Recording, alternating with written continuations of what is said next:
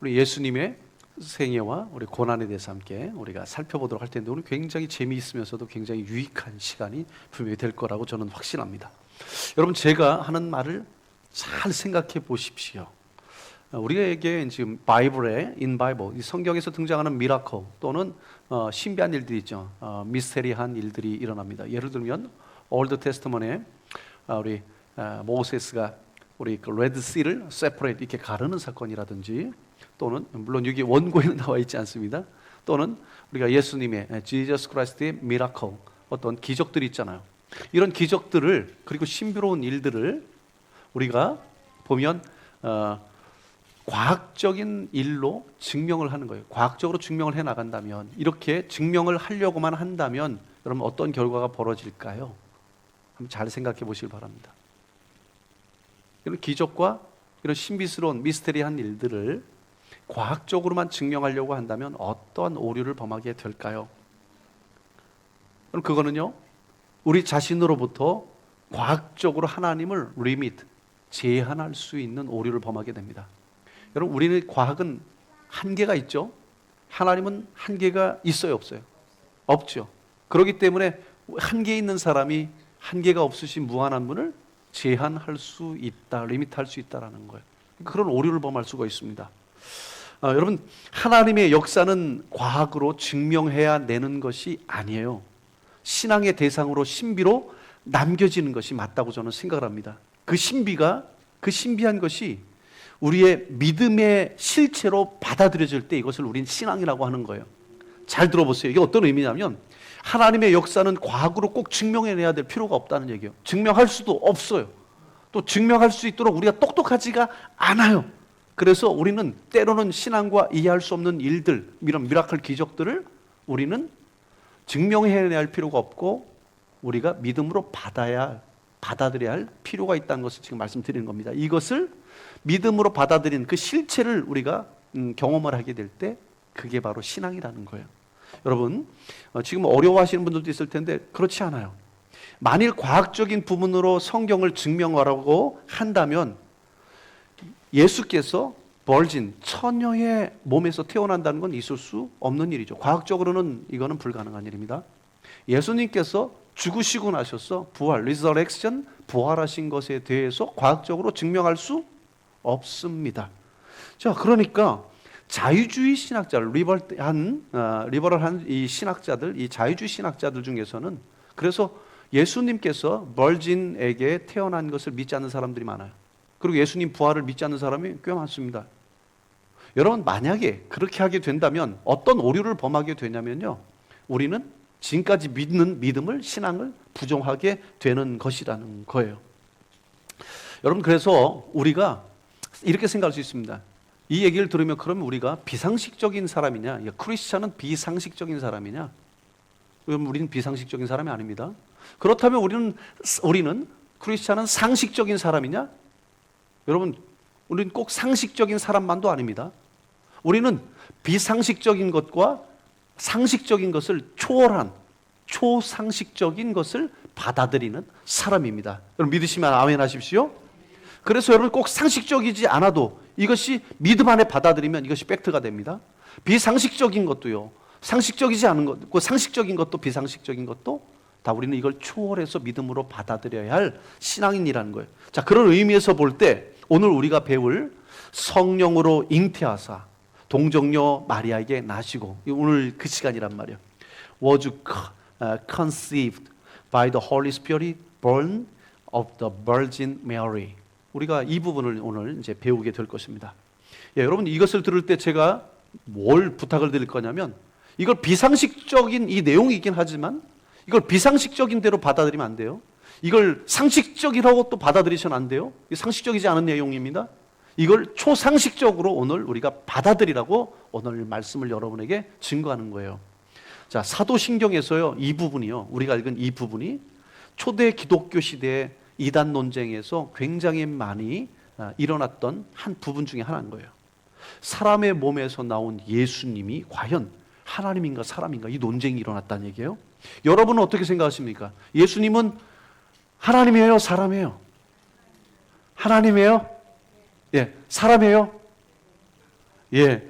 여러분들 만약에 예수님이 하나님이십니까? 아니면 사람이십니까? 라고 할 때 하나님이라고 하신다면, 그렇게만 대답을 하신다면요, 여러분, 예수님께서 인간의 몸, 사람의 몸으로 입고 오셔서 십자가에 죽었다는 사실을 여러분은 부인하게 되는 겁니다. 왜냐하면 그분은 신이시기 때문에 그렇게 죽을 수가 없어요. 신은 안 죽어요. 그러면 우리가 그분은 사람입니다. human. 그분은 사람입니다. 라고 얘기를 한다면 어떤 오류를 범하게 되냐면요, 예수님이 하나님이신 것, 신성이라고 하죠. 하나님이신 것을 우리가 부인하게 되는 것입니다. 그럼 어떻게 하란 말이에요? 여러분, 그러면 올바른 대답은 뭘까요? 이겁니다. 잘 기억해 보세요. 예수님은 완전하신 하나님이시다. 또 예수님은 완전하신 인간이시다 하는 거예요. 두 가지를 가지고 있는 거예요. 예, 여러분 이걸 잘 기억하셔야 돼요. 이게 우리 정통 신학이에요. 그래서 오늘 이 시간에 먼저 성경을 한번 통해서 우리 확인해 보겠습니다. 한번 여러분 좀 어렵게 생각하지 마시고, 조금씩 뭔가 이해가 간다라는 생각으로 오늘 따라가시면 완전히 이해하실 수 있어요. 그래서 굉장히 복잡하거나 어려운 게 아니에요. 점점 여러분들에게 정리해 줄 거예요. 그리고 여러분 지금 잘 따라오고 계셔요. 우리 마태복음 Matthew chapter 1 verse 20, 마태복음 1장 20절 말씀 읽어볼게요. 시작. 다윗의 자손 요셉아, 내 아내 마리아 데려오기를 무서워하지 말라. 그에게 잉태된 자는 성령으로 된 것이라. 할렐루야. 아멘. 잉태된 건 뭘로 됐다고요? 성령으로 됐다는 거예요. 오늘 말씀을 이해하기 전에 여러분들이 알아야 할 중요한 단어가 있어요. 그 키워드를 여러분들이 꼭 아셔야 해요. 그게 뭐냐면 한국말로는 성육신이란 말이에요. 성육신이에요. 영어로는 incarnation이라는 거예요. incarnation. 여러분, 이 뜻이 뭐냐면 성육신이라는 뜻이 뭐예요? 제가 여러분들 우리 교회 와서 교육시킬 때 10번을 넘게 성육신이라는 말을 해석시켜 줬어요. 한자어거든요. 어려운 단어이긴 해요. 성육신이라는 것은 성스러운 육신이다 이렇게 생각하는 분이 굉장히 많아요. 거룩할 성자를 써서. 아니죠. 어떤 뜻이죠? 그 성자는 이룰성이라는 거예요. 다들 이렇게 기억해 주셔서 감사해요. 제가 교육을 이렇게 시켰는데도 또 이렇게 시간이 지나면 잊어버리는데도 기억해 주셔서 감사합니다. 이룰성이라는 거예요. 육신을 이루었다라는 거예요. 인카네이션은 원래 라틴어에서부터 시작된 겁니다. 그런데 in이라는 건 알죠? 우리가 in이에요. inside in. 안으로란 뜻입니다. carnation, 무슨 꽃 이름 같기도 하죠. 비슷합니다. 시작된 게 근원이 뭐냐면 육신, body란 뜻이에요. 그러니까 무슨입니까? 육신, 육신 안에 들어오다는 거예요. incarnation. 그러니까 in body 안으로 들어왔다는 뜻이에요. 그러니까 무슨 얘기입니까? 신이신 분이 신의 모습을, 보좌의 모습을 내려놔서 이 시간과 공간, 이 스페이스와 이 타임이라는 곳에 들어왔다는 거예요. 그리고 우리의 인간의 몸 안으로 들어왔다라는 거예요. 그래서 이 공간 안에 인간을 이미 살아야 되기 때문에 아프기도 하고 속상하기도 하고 다치면 어떻게 깨어지기도 하고 찌르면 죽기도 한다는 것이죠. 그래서 예수님은 완전히 신이시면서 완전히 인간으로 오셨다라는 거예요. 이걸 뭐라고 한다고요? 어려운 말로 한국말로 성육신, 잉글리시 버전으로는 incarnation이라고 하는 거예요. 여러분 쉽죠? 쉬운 분 딱 한 분 계셔서 네. 그래서 이건 뭐냐면 영원 전부터 계신 하나님께서 사람의 몸을 입고 이 땅에 오셨다 하는 걸 incarnation, 성육신이라 한다 하셨어요. 그렇다면 질문이 있습니다. 왜 성자 예수님은 완전한 인간으로 오셔야 할까요? 완전한 인간으로 오셔야 할까요? 그것은요, 죄를 대속하기 위해서, 우리의 리뎀션을 위해서, for redemption을 위해서 오셨다는 거예요.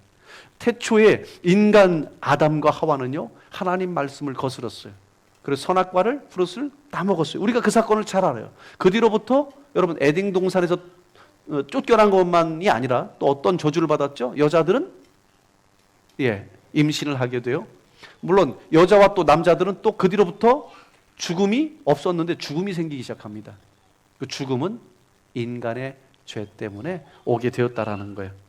자, 여기서 보면요, 로마서에 보니까 이렇게 나옵니다. 죄의 값은 사망이라는 거예요. 값이 있어요. 그럼 이걸 좀 잘 우리가 해석을 해볼게요. 그럼 죄는요, 구약에서 죄를 지은 사람은 다 죽습니다. 그렇기 때문에 이걸 대신하려면 리딤션, 누군가 짐승의 죄를 짐승을 잡아서 죽여서 피값으로 내 죄값을 대신 갚아냈다라는 것을 알 수 있죠. 이게 구약에서의 방법이었어요. 쉽게 말하면 이겁니다. 우리는 아담 이후로부터 다 죽어요. 그 죄 때문에 다 죽게 됐다는 거예요. 그러니까 저처럼 잘생긴 사람도 죽어요. 그냥 그렇다고 해줘요. 네, 저도 지금 자존감 좀 회복되게 해요. 네, 또 여러분들처럼 잘생기고 예쁜 분들도 반드시 죽게 돼 있습니다. 돈 많은 사람도 죽고요. 또 건강한 사람도 죽어요. 건강하다가 안 죽는 거 아니에요. 또 어린 사람도 죽어요. 나보다 어리다고 해서 안 죽는 거 아닙니다. 다 우리는 죽게 되어 있습니다. 왜 그러냐면 인간의 죄값 때문에 우리는 다 죽게 된다는 거예요. 이게 바로 죄값이에요. 그런데 이 죄값, 이 죽음을 면하게 되는 건 딱 방법은 하나밖에 없습니다. 죄 없는 사람이 내 죄를 대신해서 대신 죽어주면 나는 안 죽어도 되는 거죠. 이게 바로 리디미션 속량이에요. 그래서 예수님은 죄가 없이 오셔야만 되는 거예요. 그래서 죄가 없으신 분이 사람의 몸을 입고 이 자리에 오셨다라는 거. 왜요? 우리의 핏값, 우리의 죄값을 대신 지불해 주셔야 할 핏값이 되시기 위해서 예수님은 인간의 모습으로 오셔야만 했다는 거예요. 그러니까 완전한 인간이 되어야 되는 거예요. 그러니까 예수님 인간이 아니야 라고 하면 이단이 되는 거예요. 자, 그러면 왜 성자 예수께서 성령으로 꼭 잉태되고 동정녀 벌진 메리에게 나야만 했을까요? 그 질문이에요. 다른 방법은 없었을까요? 없어요. 다른 방법은 없습니다. 그 이유는요, 마찬가지로 아까 말씀드렸던 우리의 죄값 때문에 그렇다는 거예요. 그러니까 아담의 범죄로 인해서 후손들도 죄를 가지고 계속 태어난다고 그랬어요. 그러니까 이것을 가지고 그 후손들은 계속 태어나서 계속 후손들이 날수록 다 죄인이 되는 거예요. 이걸 가지고 뭐라고 그러냐면 영어로 original sin이라고 하는 거예요. 우리 한국말로는 원죄라고 말하는 것이죠. 이 원죄는 누구나 다 있어요. 저와 여러분 다 있어요. 쉽게 말하면 이런 거죠. 가끔 어린 아기가 태어나요. 부모의 사랑을 너무 많이 받아요. 그런데 몇 년 후에 또 아기가 둘째 아기가 태어났어요. 그랬더니 부모님 사랑이 어디로 가요? 둘째한테 자꾸 사랑을 주는 거예요. 그러니까 첫째가 먼저 태어난 아기가 질투가 막 생겨나기 시작해서 부모님이 없을 때 보면 간혹가다 이런 걸 보셨을 거예요. 해코지를 해요. 공격을 하고요. 심지어는요, 그런 사건 있잖아요. 젓가락으로 아이 눈을 팠어요. 그런 사건들이 있어요. 끔찍한 일들이 일어나요. 자, 그렇다면 이 아이는 죄를 구별하지도 못할 어린 아이란 말이에요. 그런데 이 아이는 그것을 부모님한테 보고 배웠을까요? 아니면 스스로 그렇게 잔혹한 죄를 지었을까요? 스스로 했다라는 거예요. 죄를 배우기도 전에 아이란 말이에요. 그건 무슨 얘기냐면 우리가 죄를 가지고 지금 태어나고 있다라는 것입니다. 자, 그렇다면 이것은 우리가 원래 가지고 있는 죄의 속성 때문에 그렇다는 거예요. 만일 요셉과 마리아가 성관계를 통해서 아기를 낳으면 어떻게 되는 거죠? 그러면 그 아이는 죄인이 되는 거예요. 예수님이 만약에 요셉과 마리아가 섹스를 통해서 그러면 태어났어요. 그럼 그 아이는 죄인입니다. 흠 많은 죄인이 되는 것입니다. 그러면 우리의 죄를 대속, 리뎀션 할 수가 없는 거, 자격이 없게 되는 것이죠. 그러니까 요셉이 아닌 성령으로 말미암아 우리 메리아에게 처녀의 몸으로 태어나셔야만 했다는 거예요. 여러분 잘 따라오고 계시죠? 그래서 마태복음과 누가복음에 족보가 나와요. 마태복음 챕터 1에 1장에 족보가 나오고요. 그리고 누가복음 3장에 족보가 나옵니다. 근데 둘이 족보가 달라요. 왜 다를까요? 그 이유는 마태복음에 나오는 족보는 조셉의 족보입니다. 그리고 누가복음에는요, 마리아의 족보입니다. 누가 맞을까요? 마리아의 족보가 맞는 겁니다. 여러분 왜 그럴까요? 그 이유는요, 예수님은 피지컬적인 파더이 아니잖아요. 법적인 파더이잖아요. 법적인 파더를 영어로 father is law라고 하나요? father in law라고 하나요? 하여튼 여러분들이 이렇게 말하니까 제가 가서 이렇게 좀 배우고 오니까 영어를 듣고 오니까 이렇게 얘기하더라고요. You figure out 이렇게 얘기를 하더라고요. 알아서 들으세요라는 의미인 것 같아요. 네, 여러분들 알아서 잘 들으시라고 저는 생각합니다. 바로 그 이유입니다. 여러분들이 지금 이해했던 그 이유라는 거예요. 실제 요셉은 아버지긴 하지만 실제 관계를 통해서 예수님이 오시면 예수님은 죄인이 되는 거예요. 성령으로 그래서 잉태되셔서 벌진 처녀의 몸으로 오셔야만 했던 것. 그래서 완전한 인간의 모습으로 오셔야만 완전한 죄인이 아니신 인간의 몸으로 오셔야만 우리의 죄를 대신해서 십자가에 죽어주실 수 있다라는 거예요. 할렐루야. 여러분, 천주교에 보면, 캐톨릭에 보면 사도신경을 똑같이 고백합니다. 그래서 어떤 분이 이렇게 얘기를 해요. 물론 천주교에서 이렇게 오신 분들에게는 뭐 이렇게 우리가 뭐 욕을 하거나 음해하거나 비하하는 게 아니에요. 좀 다르다는 걸 지금 말씀드린 거니까 오해 없이 받아들이시길 바랍니다. 어떤 분들이 천주교도와 우리와 비슷하다고 말을 합니다. 그러나 천주교는 이 부분을 전혀 다르게 이해를 해요. 천주교에서 사도신경을 보면 이렇게 고백합니다. 성령으로 인하여 동정녀 마리아께 잉태되어 나시고 라는 부분에, 캐톨릭을 다니셨던 분은 아시겠지만 여기에 뭐가 써 있어요? 뭐가 쳐 있어요? 언더라인이 쳐 있습니다. 그리고 거기다가 주해를 달아놨어요. 뭐라고 주해를 달았냐면 이 부분을 암송할 때 고개를 숙이라 라는 단어를 써놨습니다. 이게 무슨 얘기일까요? 마리아를 그만큼 존경하고 마리아에 대한 존경심에 있어서 고개를 숙이라는 거, 절하라는 거예요. 그런데 우리가 고개를 숙여서 경배할 분은 오직 누굽니까? 예수 그리스도입니다. 할렐루야. 그러므로 캐톨릭과 아무리 우리가 외형상 동일한 사도신경을 고백하더라도 우리가 다르다라는 것을 여러분 아셔야 되는 거예요. 게할더스 보스라는 신학자가 자신의 저서인 Biblical Theology라는 이 책에서, 성경신학이라는 이 책에서 이렇게 아주 중요한 내용을 써놨어요. 잘 들어보세요. 예수님의 성육신을 전능하신 메시아가 그러니까 인간성 안에 들어오시며 human nature, 그 안으로 들어오시면서 초역사적인 분이 역사의 흐름 속으로 들어오시는 놀라운 일이라고 정의했습니다. 맞아요. 예수님은 하나님이시며 영원 속에서 존재하셨던 분이에요. 그런데 그분이 이 유한한 이 세상 속에, 이 유한한 이 한계 속에 들어오신 것입니다. 그게 바로 뭐라고요? 어려운 말로 성육신이라는 거예요. 그게 영어로 incarnation이다라고 지금 말씀드리는 것입니다. 여러분, 우리는 지금 이렇게 고백했습니다. 성령으로 잉태하사 동정녀 마리아에게 낳으시고, 이 고백 속에 담축되어져 있는 것이죠. 여러분, 이걸 어렵게 생각할 필요가 없다고 제가 말씀드렸어요. 생각해 보세요. 하나님은 퍼펙해요. 완전하세요. 우리 인간은 퍼펙하지 않아요. not perfect이에요. 우리 휴먼들은. 그럼 이 사이에서 우리는 영원히 하나님과 함께 할 수 없어요. 그럼 이 사이에 누군가가 중재해야 되는 거예요. 중재. 그걸 우리는 뭐로 부르냐면 중보라는 말이에요. 중보자 되신다는, 중재자 되신다는 거예요. 그러면 어떤 사람이 중재자 되겠어요? 죄 많은 사람이? 할 수 없죠. 죄 없는 인간이고, 그리고 그분은 완전한 신이시기 때문에, 완전한 하나님이시기 때문에 하나님과 인간 사이를 여러분 브릿지처럼 할 수 있는 게 only Jesus Christ, 예수 그리스도밖에 없다라는 거예요. 그래서 그분은 처녀의 몸으로 오실 수밖에 없어요. 죄가 없으셔야 되고, 그리고 그분은 성령으로 잉태되셔야만 했다라는 것입니다. 할렐루야. 아멘. 아멘. 네, 그래서 이걸 보면 하나님의 그분의 거룩하심과 순결하심을 유지시켜야 되는 거예요. 그래서 동정녀 마리아에게 낳을 수밖에 없었다라는 것을 여러분에게 말씀을 드립니다. 그래서 우리의 죄를 덮어주심으로 우리가 하나님의 자녀가 되셨음을 믿으십시오. 아멘. 자, 이게 첫 번째였고요. 오늘 두 번째, 원래 두 번째는 오늘 해야 될 건 뭐냐면 본디오 빌라도에게 고난을 받으사 십자가에 못 박혀 죽으시고, 이제 십자가에 못 박혀 죽는 사건은 워낙 분량이 많기 때문에 오늘 하다가는 여러분 오늘 부흥회가 될 수 있어요. 그래서 그건 다음 주로, 아쉽지만 다음 주에 하도록 하고요. 오늘은 본디오 빌라도에게 고난을 받으사까지만 할 거예요. Suffered under Pontius Pilate was crucified. 본디오 빌라도에게 고난을 받으사라는 이 내용입니다.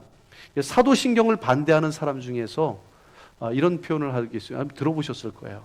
예수님은 빌라도에게 고난받지 않았고 오히려 빌라도는 예수님을 놓아주려고 애쓴 의로운 사람이다. 혹시 이런 얘기 들어보셨어요? 저는 많이 들어봤어요. 지금 어떤 교단을 이렇게 잘못하면 비하하기 때문에, 이건 비하하려고 그러는 게 아니라 다르다는 걸 얘기하는 거예요. 근데 여러분들이 한 가지 놓친 게 있어요. 그럼 장로교도 역사가 500년 이상이 됐습니다. 굉장히 많아요. 그리고 지금 이 신앙 고백에 대한 역사는 2000년째 오고 있고, 많은 이단들과 우리가 논쟁이 있었다는 걸 여러분이 꼭 기억하시길 바랍니다. 그런데 최근에 만들었던 교단이나 다른 분들이 다르게 얘기할 수는 있어요. 그렇지만 우리의 이 신학적 깊이와 그 많은 이단 속에서 디펜스를 하고 이 정결하게 지켜왔던 이것을 너무 쉽게 생각하고 함부로 이걸 비하는 교단들도 있습니다. 그러니까 여러분들은 그 속에서 정말 이 많은 세월 속에 이 풍파를 맞으면서 어떻게 이것이 지켜왔고 이걸 우리가 지켜나가는 이 아름다운 고백을, 이 진리를 우리가 지켜나가야 될까, 이 고민인 거예요. 근데 지금 이 세상에 자유주의 신학들이 오면서요, 이걸 믿지 않으려고 그래요. 이걸 폄하해서 이거는 이거 하는 교회는 이단이라고 말하잖아요. 지금 세상이 이렇게 바뀌어가고 있으니까 정신을 똑바로 차리시고요, 제대로 복음의 말씀을 들을 수 있길 축복합니다. 아멘. 네, 그런데 한번 보죠. 본디오 빌라도가 의로운 사람일까? 우리 마가복음 Mark chapter 15 verse 15, 우리 마가복음 15장 15절 말씀 한번 천천히 읽어볼게요. 시작. 빌라도가 무리에게 만족을 주고자 하여 바라는 바 놓아주고 예수는 채찍질하고 십자가에 못 박히게 넘겨주니라. 아멘. 빌라도가 무리에게 뭘 주고자? 만족을 주고자 라는 말을 썼어요. 여러분, 그래도 의인입니까? 여기서 제 질문에 한번 대답해 보세요. 누가 누구를 매질했죠? 제가 어려운 거 물어본 건 아니에요. 누가 누구를 매질했어요? 예수님이 빌라도를 매질했어요? 빌라도가 예수님을 매질했어요? 빌라도가 예수님을 매질했다라는 내용입니다. 자, 그럼 볼게요. 로마의 황제의 대리자요, 유대 지역의 총독인, 이것을 감당하는 총독인 빌라도가 그의 보좌에서 내려가고 채찍을 들고 나와서 예수님을 사정없이 두드려 팼을까요? 그게 아니죠. 우린 다 안단 말이에요. 그는 명령을 했을 뿐이고 그걸 집행하는 대리자가 직접 그거를 집행했던 것이죠. 자, 그렇다면 여러분에게 묻습니다. 이거를 명령한 사람이 책임자예요? 아니면 명령을 받고 때린 사람이 책임자예요? 누가 책임을 집니까? 그럼 누구예요? 이름이 누구예요? 본디오 빌라도가 책임자라는 거예요. 그런 의미에서 맞습니다. 여기서 근데 여러분, 우리가 이렇게 해석할 게 아니라 이건 이렇게 해석해야 되는 거예요. 본디오 빌라도는 당시 세상을 다스리고 있는 로마 황제의 대리자라는 거죠. 그럼 이것을 우리가 어떻게 해석을 해야 되느냐면, 이 세상의 권세를 가진 사람의 대표를 얘기하는 거예요. 통치자를 얘기를 하는 거예요. 그러니까 꼭 본디오 빌라도 이 나쁜 놈라고 하는 게 아니라, 예수님의 유죄를 선고해버린 이 세상의 권세의 총대표자를 얘기하는 것이지, 그런 의미에서 본디오 빌라도는 거지, 본디오 빌라도 한 사람에 집중해갖고 이걸 우리는 해석하지 않는다는 거예요. 그래서 여러분, 이걸 보면 원래 라틴어에서 보면 이걸 이렇게 해석을 해요. 근데 영어는 이걸 너무 잘 해석을 했어요. 근데 한국말은 헷갈리게 해석을 했어요. 자, 영어로 보면 이렇게 말합니다. Under Pontius Pilate, right? Pilate, yeah. Pilate. Thank you. 우리도 이렇게 해서 배우는 거 아니에요? 자, under Pontius Pilate. 이 본디오 빌라도 아래서라고 얘기하는 거죠. 무슨 얘기입니까? 본디오 빌라도 통치 아래서 고난을 받았다는 거예요. 이게 맞는 해석이라는 것이죠. 자, 그래서 여러분들이 이걸 가지고 우리에게 그러면 어떤 의미를 가지고 있는지 알아야 되잖아요. 왜 본디오 빌라도 앞에서 우리가 예수님이 고난을 받으셨느냐, 이 얘기를 왜 넣느냐, 이 고난에 대한 의미가 뭐냐, 굉장히 중요한 의미가 여기에 들어있다라는 거예요. 성자 하나님은 본디오 빌라도와 십자가에서만 고난을 받은 게 아니에요. 그래서 한 사람 앞에 고난받았다는 얘기가 아니에요. 그분은 대표적으로 세상의 권세 잡은 모든 이들에게, 혹은 악한 권세 잡은 이 영적인 모든 것들에게 인간의 몸에 오셨을 때 고난을 받았다라는 걸 얘기합니다. 십자가에서만 고난받은 게 아니에요. 태어나면서부터 고난이 시작됐어요. 그분의 삶 가운데 고난이 아니었던 건 단 한순간도 없었습니다. 여러분, 잘 보세요. 하늘의 통치자의, 그분은 쏴버린 통치자란 말이에요. 통치자의 보좌를 내려놓고 인간의 몸으로, 이 유약한 인간의 몸으로 온 것 자체가 여러분 고난입니다. 여러분, 그리고요, 무한하신 하나님이 유한한 이곳에 온 것 자체가, 세상을 이곳에 들어오자마자 제일 먼저 하는 게 나이 먹잖아요. 시간이 지나잖아요. 늙어가잖아요. 나중에 죽음을 향해 달려가잖아요. 그러니까 이런 고난 속에 들어오셨다라는 거예요. 태어났을 때 어떻게 했죠? 태어나자마자 여러분 마구간에서 태어나셨고, 그리고 거기에 말 구유에 누우셨단 말이에요. 그런데 여러분, 마구간 가보셨어요? 똥 냄새, 오줌 냄새가 장난 아니에요. 그곳에서 가장 비천한 곳에 태어난 것도 고난이시고요. 태어난 직후는 축하받고 나서 그 다음에 어떻게 됐을까요? 2년이 안 돼서 보니까 헤롯 대왕이 이세 밑에는 다 죽이라고 얘기하잖아요. 이 죽음을 피해서 이집트로, 애굽으로 도망갔다가 오는 것도 고난이었단 말이에요. 예수 뭐 다 말할 수는 없지만 예수님께서 공식적인 사역을 한 걸, 오피셜한 사역을 한, 미니스트리를 한 걸 우린 공생애라고 말해요. 3년이었어요. 공생애가 시작될 때 예수님이 제일 먼저 받은 게 뭐냐면 사단 마귀에게 강야로 끌려가서 시험을 받았다라는 거예요. 이것도 고난이라는 거예요. 뿐만 아니라요, 사람들에게 모욕과 억울한 일 당했죠. 그리고 예수님의 3대 사역이 있어요. 가르치고 전파하시고 복음 전하시고 치료하셨다라는 거예요. 그러니까 이 세 가지 사역을 하는 것 다 노동입니다.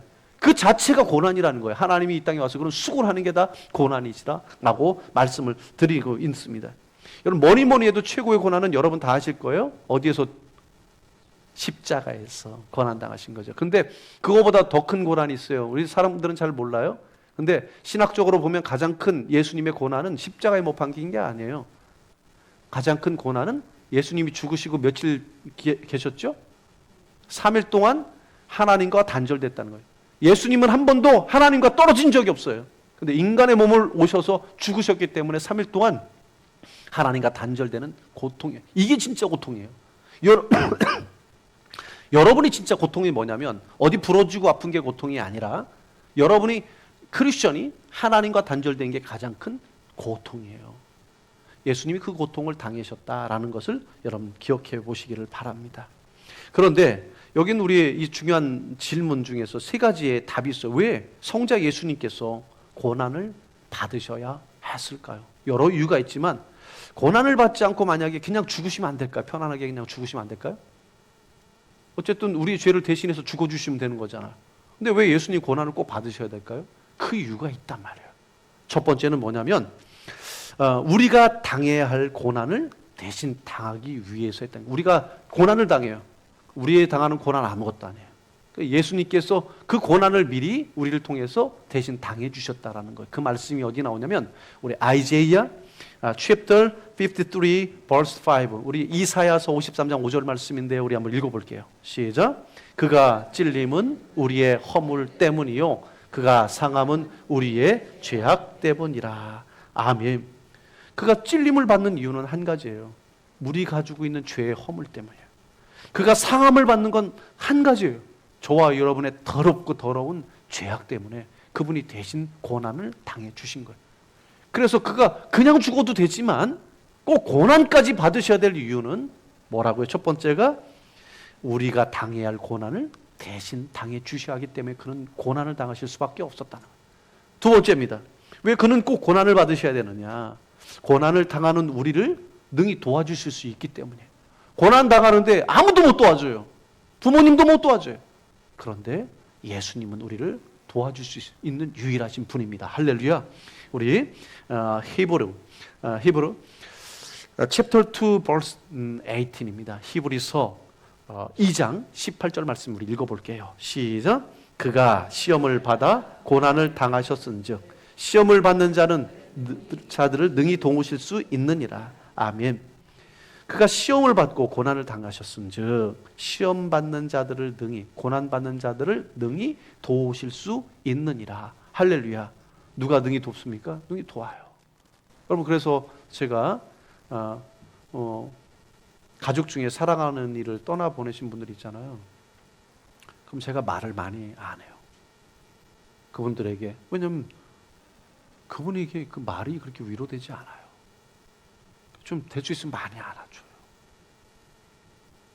왜 그러냐면 사람이 위로는 그들의 잠깐 템포러리지만 하나님의 위로가 진정한 위로가 되는 거예요.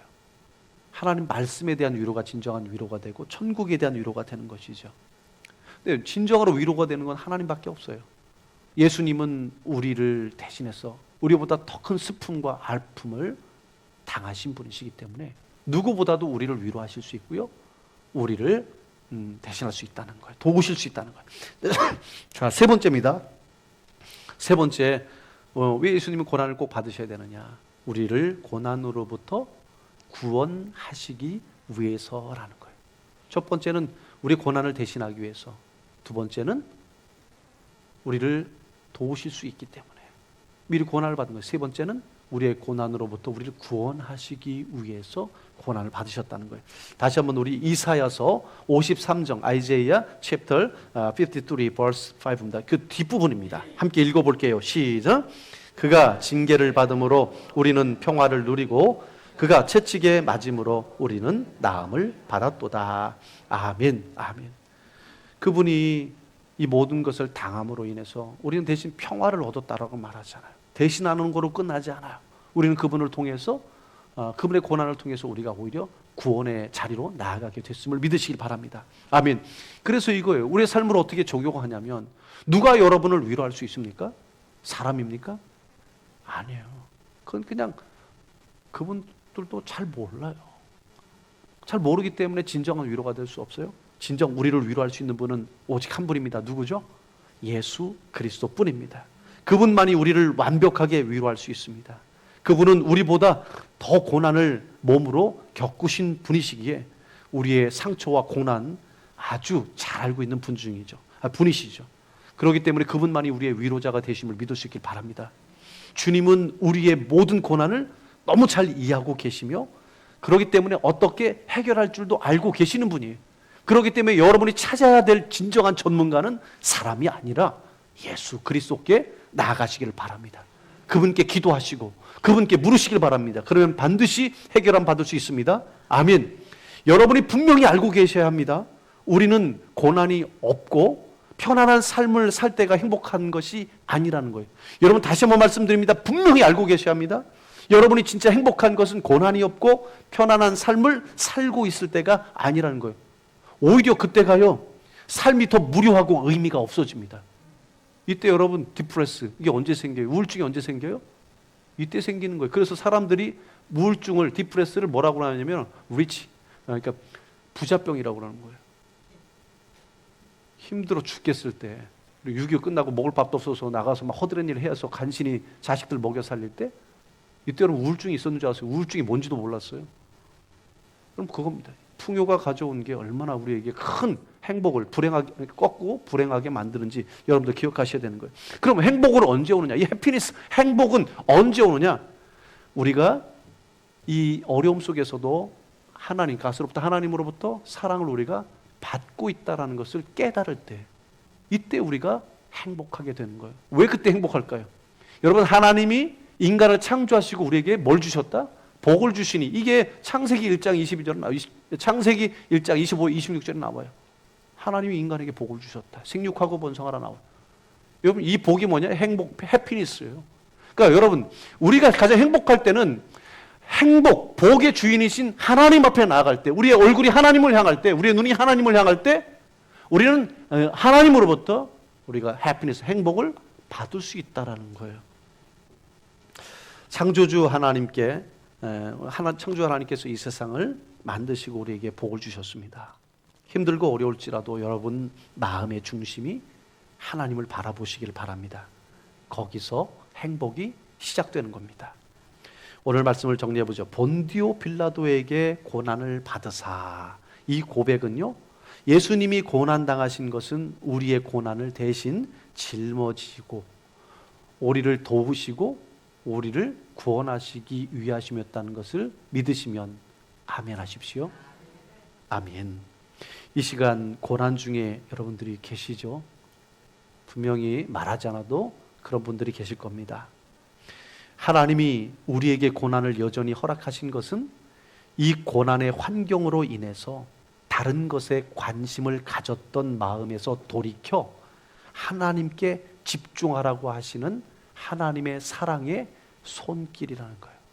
다시 한번 말씀드립니다. 이 고난이 뭐냐면요, 이 고난의 환경으로 인해서 다른 것에 관심을 가졌던 마음에서 돌이켜 하나님께 집중하라고 하신 하나님의 사인, 손길이라는 거예요. 어서 와. 어서 와. 예. 그렇다면 지금 여러분이 겪고 계신 이 고난은 행복을 향하여 부르시는 하나님의 손길이다. 이렇게 생각하시면 여러분 굉장히 마음이 평안해집니다. 실상 그게 맞습니다. 고난 중에 이 자리에 오셨을지라도요, 몸이 아프고 마음이 아프고 금전적으로 인해서 여러 가지 아프고 관계에서 여러분이 아플지라도 이게 내가 저주받아서 그런 게 아니라 모든 환경으로부터 너가 돌이켜서 나에게 집중해라. 왜냐하면 행복은 거기서 오는 게 아니다. 행복은 나에게로부터 오는 것이다. 네가 나에게 집중할 때 비로소 너는 참된 행복을 찾을 것이다. 그래서 이 고난은 하나님께서 우리를 부르시는 사랑의 뭐라고요? 손길이다라는 거예요. 여러분 지금 예수님께로 담대히 나가십시오. 오늘 말씀에 대한 총정리가 히브로 chapter 4 verse 15 to 16에 나와 있습니다. 히브리서 4장 15절에서 16절 말씀을 같이 함께 우리 천천히 읽어보겠습니다. 시작. 우리에게 있는 대제사장은 우리의 연약함을 동정하지 못할 아니요 모든 일에 우리와 똑같이 시험을 받으신 이로되 죄는 없으시니라. 그러므로 우리는 긍휼하심을 받고 때를 따라 돕는 은혜를 얻기 위하여 은혜의 보좌 앞에 담대히 나아갈 것이니라. 아멘. 여러분 우리가 담대하게 주님 앞에 나아가서 주님만 바라보면요 가난 속에서도 행복합니다. 비록 많이 배우지 못했을지라도 행복하죠. 많이 아플지라도 행복하죠. 심지어는 죽을지라도 죽는 고통이 있을지라도 행복한 겁니다. 예수님으로 인하여 기쁘게 고난을 맞이하고 담대히 걸어가는 자를 가리켜서 뭐라고 부르냐면요 세인트, 성도라고 부르는 것입니다. 여러분 다시 한번 말씀드리면요 예수님으로 인하여 기쁘게 고난을 맞이하고 담대히 걸어가는 자를 가리켜 뭐라고 그런다고요? 성도라고 얘기하는 것입니다. 사람들이 우리를 뭐라고 불러요? 성도라고 부릅니다. 지금 예수님께로 담대히 나가십시오. 그러면 하나님의 복이, 하나님의 행복이 여러분에게 가득 임하게 될 줄로 믿으시면 아멘 하십시오. 아멘. 할렐루야. 기도하겠습니다.